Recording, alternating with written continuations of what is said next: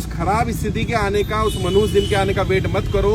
आपको पहले ही पता चल जाता है कि मेरी अगले महीने स्थिति नहीं है। 2 महीने पहले पता चलता है कि मैं अभी EMI नहीं पे कर पाऊंगा। अब आप इंतजार करते रहते हो कि 3 EMI बाउंस हो जाए। 3 EMI का मतलब 90 दिन, 90 दिन के बाद वो हो जाएगा NPA। जब आपको पता है 2 महीने बाद मैं EMI नहीं दे पाऊंगा, तो अभी बैंक में जब आप EMI भर रहे हो तब बैंक में जाकर के लेटर दो कि साहब मेरी स्थिति आज वैसी नहीं है जब मैंने लोन लिया था, जब जैसी स्थिति थी, अगले 2 महीने बाद मैं EMI नहीं भर पाऊंगा। अब मुझे कोई विकल्प दिया जाए। बैंक क्या क्या विकल्प दे सकता है? बैंक 3 विकल्प दे सकता है। पहला विकल्प होता है आपको कुछ समय दे दे, 6 महीने का, 1 साल का, 2 साल तक का बैंक को समय देने का अधिकार है अगर आपकी स्थिति खराब हो जाती है। कई लोगों ने बताया घर में जो कमाने वाला था वही एक्सपायर कर गया, अब कहां से EMI देगा? बैंक को पता ही नहीं है स्थिति खराब है इतनी। आप फोन नहीं उठा रहे, आप उनके लेटर के जवाब नहीं दे रहे। आप बैंक को पहले ही बता दो कि भाई मेरी स्थिति खराब हो सकती है, अब मैं नहीं पे कर पाऊंगा, मुझे समय दे। या तो बैंक समय दे देगा, समय नहीं देगा तो बैंक दूसरा क्या कर सकता है? लोन रीस्ट्रक्चर कर सकता है। रीस्ट्रक्चरिंग क्या होती है? आपकी EMI को कम कर देगा। आपका तो मेरी सैलरी थी 50,000 रुपये महीना, मैं 30,000 रुपये महीना EMI भर पा रहा था आराम से। अब मेरी नौकरी छूट गई, या मेरी नौकरी नहीं है, या मेरी नौकरी की मेरी सैलरी कम हो गई, 25,000 रह गई, मैं 30,000 की EMI नहीं पे कर सकता। तो बैंक से रिक्वेस्ट करो कि मेरी EMI को उस रेंज में 15,000, 12,000 जितनी आप कर सकते हो उतनी रेंज में ले लेगा। इसको रीस्ट्रक्चरिंग बोलते हैं। रीसेटलमेंट कर सकता है, रीफाइनेंस कर सकता है, पुराना लोन क्लियर करके नया लोन दे सकता है आपको। आपकी EMI अब नई वाली जो बनेगी वो कम बन सकती है। एक लीन पीरियड होता है। लीन पीरियड मतलब जिसमें आपको EMI या इंटरेस्ट पे नहीं करना, ऐसा भी लीन पीरियड लिया जा सकता है 6 महीने से लेकर के 2 साल तक का। बैंक से जाकर के बात करो कि मेरी स्थिति खराब है, और जेन्युइन जो स्थिति है वो बताना। और बैंक से कुछ भी कम्युनिकेशन करो, बार बार बोल रहा हूं, बैंक से रिटर्न कम्युनिकेशन करो। बैंक क्या करता है आपको? जब भी कोई कम्युनिकेशन करता है नोटिस भेजता है। क्यों भेजता है? बैंक पागल है क्या? बैंक इसलिए भेजता है कि जब आप इन नोटिस का जवाब नहीं दोगे आप डिफॉल्टर हो जाओगे।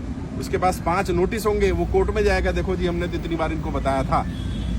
अच्छा तुम्हारे पास 10 होंगे तो जज तुम्हारी बात मानेगा कि देखो जी मैंने बैंक को बताया था मेरा व्यापार बंद हो गया है, मैंने बैंक को बताया था मेरी EMI नहीं दे पाऊंगा, मैंने बैंक को बताया था मेरा लोन रीस्ट्रक्चर कर दो, मैंने बैंक को बताया था मेरी EMI कम कर दो, मैंने बैंक को बताया था मेरे घर में कोई बीमार हो गया है, मैंने बैंक को बताया था कि मेरी स्थिति खराब हो रही है। बैंक को कोई सपना नहीं आएगा कि आपकी स्थिति आज खराब है, बताना पड़ेगा। अगर बताओगे तो बैंक आपकी बात सुनेगा। अभी गाड़ी में भी हम आ रहे थे तो एक व्यक्ति को बताया गया, उसने जाके बैंक में बात की, EMI जा रही है उसकी। उसने कहा जी मैं अगले महीने से पे नहीं कर पाऊंगा, मुझे कम से कम 2 साल का समय दे दो। बैंक ने कहा 2 साल का समय नहीं मिलेगा आपको, मैक्सिमम मैं 6 महीने का समय दे सकता हूँ। और वो कह रहा सर क्या करना है? मैंने 6 महीने मिल गए ना, पहले 6 महीने का ले ले। 6 महीने में जब 5 महीने हो जाए फिर जाकर के एप्लीकेशन लगाओ कि मेरी स्थिति अभी भी ठीक नहीं हुई। अगर नहीं हुई है, अगर ठीक हो जाए, ऊपर वाला करे, कोई काम चल जाए, कुछ हो जाए तो भरना शुरू कर दो। लगातार 3 इंस्टॉलमेंट बाउंस मत होने देना, क्योंकि अगर लगातार 3 इंस्टॉलमेंट बाउंस हो जाती है तो उसको NPA डिक्लेयर किया जा सकता है। ऑल्दो बैंक इतनी जल्दी NPA नहीं करता। कारण क्या है? सारे बैंक शेयर मार्केट में लिस्टेड है, और अगर किसी बैंक का NPA 18-20% से ज्यादा दिखने लगेगा तो उसके शेयर की वैल्यू कम हो जाएगी। तो इसलिए जल्दी से बैंक भी NPA डिक्लेयर नहीं करता। लेकिन लगातार 3 इंस्टॉलमेंट 90 दिन तक अगर आपके अकाउंट में कोई ट्रांजेक्शन नहीं होती है तो ये माना जाएगा कि आप डिफॉल्टर हैं। तो इसका इलाज क्या है? मान लो आपकी EMI है 20,000 रुपये महीने की, आप क्या करो 5,000 रुपये डाल दो।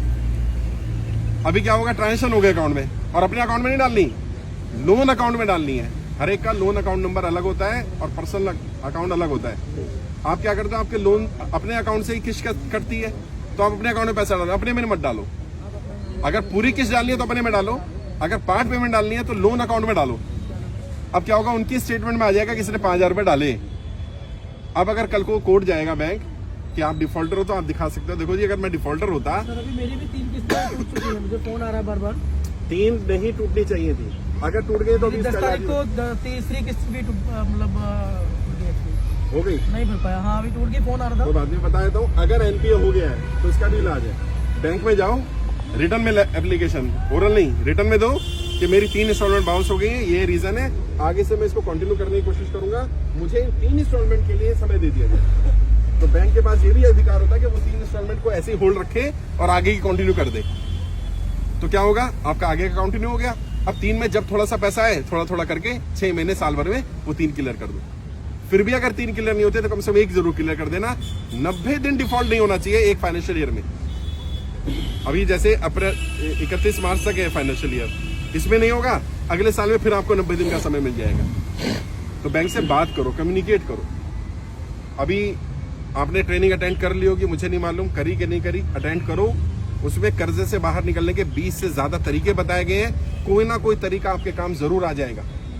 आप अपने स्तर पर भी लड़ाई लड़ो, मैं भी लड़ रहा हूं, साथ मिलकर के लड़ाई लड़ेंगे तभी सफलता मिल पाएगी। अगर आप